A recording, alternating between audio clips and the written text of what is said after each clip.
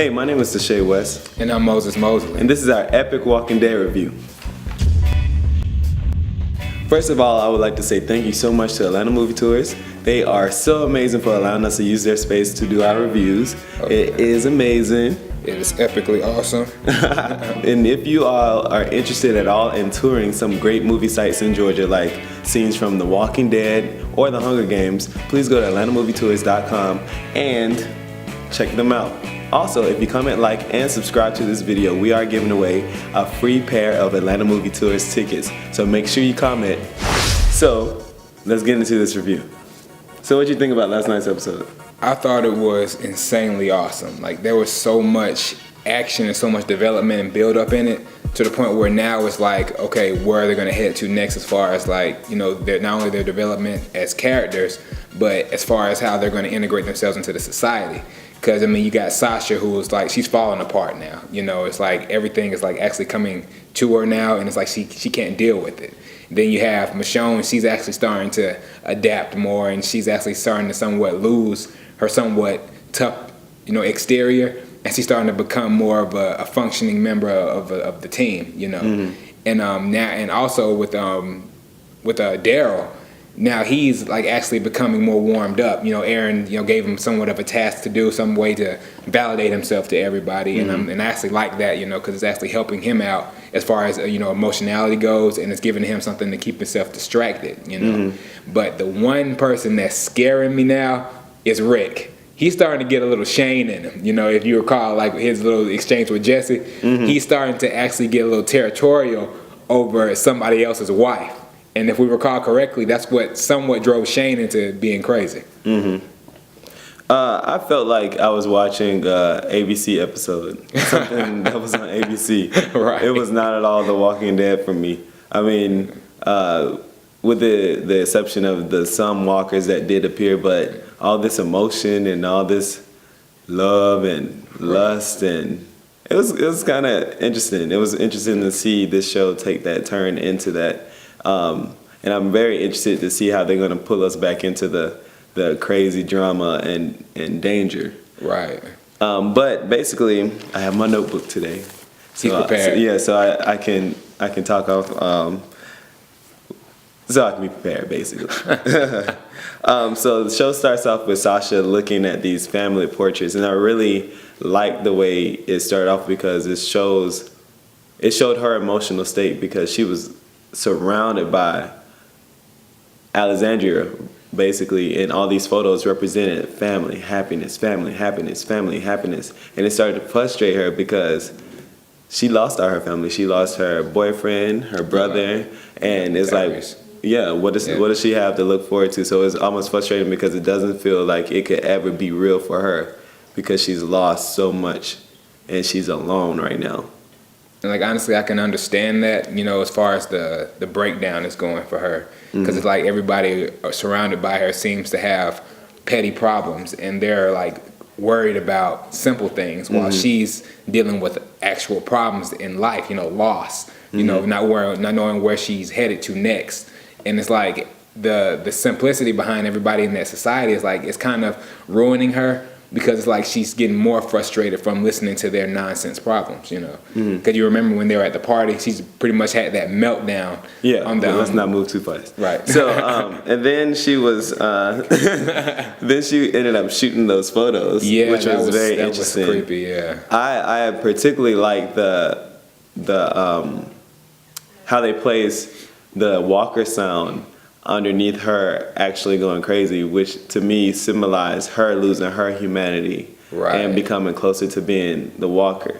I didn't even catch that. Good job. So it was pretty cool, that juxtaposition of the sound and her going crazy and losing that feeling. And when she did get angry with Olivia, who was the town's person who keeps up with the food, she got angry with her because she wanted to make a bruschetta. Yeah. She asked for a boar's leg. She randomly like, found a boar. You know? Yeah, but it was like, she was like, "Woman, do you know what we're in? And you want a boar's leg, and we're in a zombie apocalypse?" But that went on to show the calmness and the civilization aspect of Alexandria, which is crazy. It just doesn't make sense how they can be so civilized right in the zombie apocalypse. Yeah, that's kind of like it just makes no sense. It makes me a little more paranoid of them because it's like, you know, you have the world falling apart around you, and yet still y'all are fixated on simple problems. You know, you have real issues going on here, you know. However, with Deanna, she did explain it to us later on that it's civilization that she wants. One day this community will have, you know, a government, will have a police force, and she's just trying to build it up from the ground floor, which is kind of admirable in that time. Right. You know, it's admirable, but I don't know if it's the way the filmmakers of the show are making it seem like, but I just don't trust it. It's just not trustworthy. Or maybe it's because we're looking at it through Rick's eyes and he doesn't trust it, so we're ultimately not trusting it. It just pretty much ever since the cannibal situation, it's just hard for me to believe that there's a completely functioning society with not having some type of secret behind it. You know, it's like a couple questions that they leave unanswered, and it's like still it's making me doubt them. You know, like I can't completely trust them until I know for a fact that they're on the level. You know. No, I agree.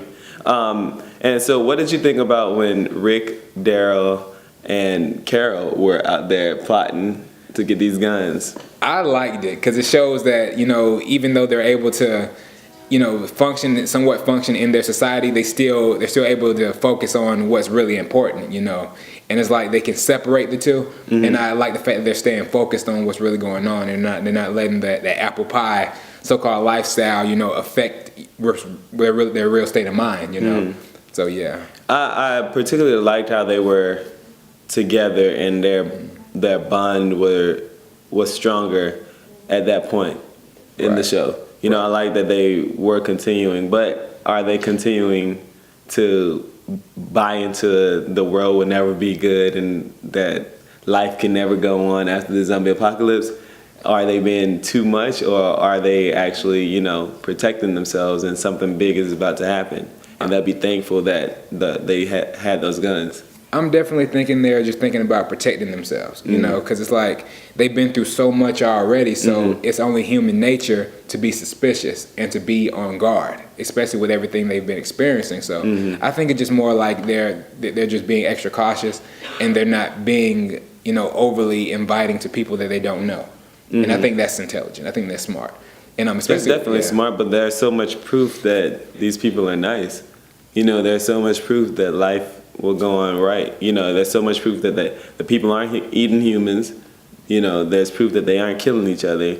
They have all these guns that they have full access to, you know, whenever they need. So technically, Rick and everybody could take up like 20 of those guns and shoot up the whole town and take it over if they really wanted to. If they really wanted to. The people aren't that good at fighting, so it's just open season for them. At least it appears, but you know, they could be doing the Carol to them. Exactly. You know, they could be faking it, acting like, yeah, we're this loving family, but I noticed that the blonde girl had like tattoos. So I was like, right. I think you got some badassness inside you and you're gonna pull it out soon. Okay, so what did you think about Michonne going into regular life? In this scene, she was basically looking at herself in the mirror as a normal person. She had on a cop outfit, and even with the exchange between her and Rick, they were talking about believing in this place and actually giving it a chance. How'd you feel about Michonne's transition into that? I like it and I don't like it. I like the fact that she's getting into society and she's trying to find her place in it, and that she's actually, you know, eager about helping and adapting to the society. But I don't like the fact that she's somewhat losing herself. You know, she's an individual. She's strong-minded, and she's like that tough lady. You know, that you can know is going to be okay on her own.